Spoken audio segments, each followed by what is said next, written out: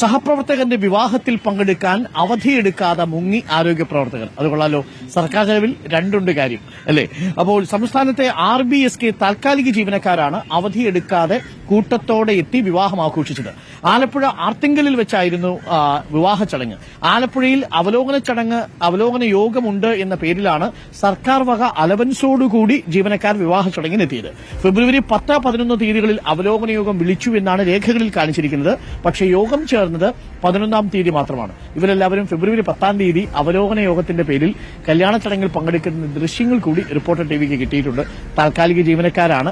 ശരത്തിലൂടെ നമുക്ക് പറയാം, ഒന്ന് മയത്തിലൊക്കെ റിപ്പോർട്ട് ചെയ്താൽ മതി എന്ന് പറയാം. കാര്യം പാവപ്പെട്ട മനുഷ്യരാണ്, എന്താ സംഭവിച്ചതെന്ന് അറിയില്ല. പക്ഷേ എങ്കിലും ചെയ്തത് ശരിയായില്ല. ശരത്ത് നമുക്കൊപ്പം ചേരുന്നുണ്ട്. Sarath, good morning Sarath. എന്താണ് സംഭവിച്ചത്? 11-ാം തീയതിയുള്ള അവലോകനത്തിന് 10-ാം തീയതി അവലോകന യോഗം ഉണ്ടെന്ന് പറഞ്ഞ് രേഖയിൽ കാണിച്ച് അവധിയെടുക്കാതെ സഹപ്രവർത്തകന്റെ കല്യാണം കൂടി, അതാണോ കാര്യം അല്ലേ?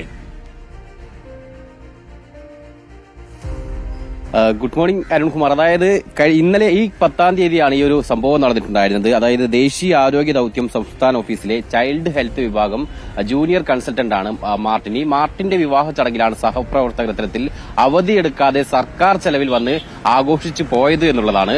അതായത് ഈ 10, 11 തീയതിയിൽ അവലോകന യോഗം ആലപ്പുഴയിൽ ചേർത്തു. ആലപ്പുഴ അർത്തുങ്കൽ വെച്ചായിരുന്നു വിവാഹം നടന്നത്. അപ്പോൾ വിവാഹത്തിനോടനുബന്ധിച്ച് തന്നെ ഈ സംസ്ഥാനത്തെ വിവിധ കൺസൾട്ടന്റ്മാരെയും ഒപ്പം കോർഡിനേറ്റർമാരെയും മാനേജർമാരെയും ഒക്കെ തന്നെ RBSKയുടെ മാനേജർമാരെയൊക്കെ തന്നെ പങ്കെടുപ്പിക്കുന്ന അവലോകന യോഗം വിളിച്ചു ചേർക്കുകയാണ് ഉണ്ടായത്. അത് 10, 11 തീയതികളാണ്. ഈ 10-ാം തീയതിയാണ് അർത്തുങ്കലിൽ വിവാഹവും നടക്കുന്നത്. അപ്പോൾ 10-ാം തീയതി യോഗം എന്ന പേരിൽ വന്നു, പക്ഷേ യോഗത്തിൽ പങ്കെടുക്കുന്നില്ല. പകരം യോഗം നടത്താതെ ഈ സഹപ്രവർത്തകരൊക്കെ തന്നെ വിവാഹം ആഘോഷിച്ച് 11-ാം തീയതി യോഗം നടത്തുകയാണ് ഉണ്ടായത്. ആ രീതിയിൽ ഒരു ദിവസം വിവാഹം ആഘോഷിച്ചു, പിറ്റേ ദിവസം യോഗം നടത്തി. അങ്ങനെ സർക്കാർ ചെലവിൽ ഇത്തരത്തിൽ വന്നു പോയി എന്നുള്ളതാണ് ഏറ്റവും പ്രധാനപ്പെട്ട കാര്യം. ഈ യോഗത്തിന് അലവൻസ് ഉണ്ടായിരുന്നു, TA, DA അടക്കമുണ്ട്. ആ രീതിയിൽ 2000-ഓളം രൂപ TA ഉണ്ട്. ഇതിന് പുറമെ മറ്റ് അലവൻസുകൾ. അങ്ങനെ ഈ സർക്കാർ ചെലവിൽ അവധിയെടുക്കാതെ വന്ന് അലവൻസോടുകൂടി ആഘോഷിച്ചു എന്നുള്ളതാണ് എന്തായാലും ഏറ്റവും പ്രധാനപ്പെട്ട കാര്യം. 14 ജില്ലകളിലെയും RBSKയുടെ കോർഡിനേറ്റർമാരും മാനേജർമാരും വന്നിട്ടുണ്ട്. ആ രീതിയിൽ 28ഓളം ഉദ്യോഗസ്ഥരാണ് ഇത്തരത്തിൽ ഇവിടെ വന്ന് ആഘോഷിച്ചിട്ടുള്ളത്. ഇവരൊക്കെ തന്നെ താൽക്കാലിക ജീവനക്കാരാണ്.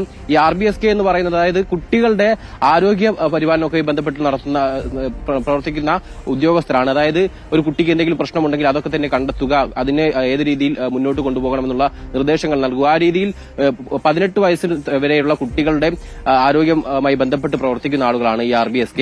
ഇവർക്ക് കീഴിൽ നഴ്സുമാർ ഉൾപ്പെടെയുണ്ട്. അത് ഓരോ പ്രാദേശിക ആരോഗ്യ കേന്ദ്രങ്ങളായിരിക്കും ഉണ്ടാവുക. ഇവർ ജില്ലാ കോർഡിനേറ്റർമാരാണ്. ജില്ലാ കോർഡിനേറ്റർമാരും മാനേജർമാരുമാണ്.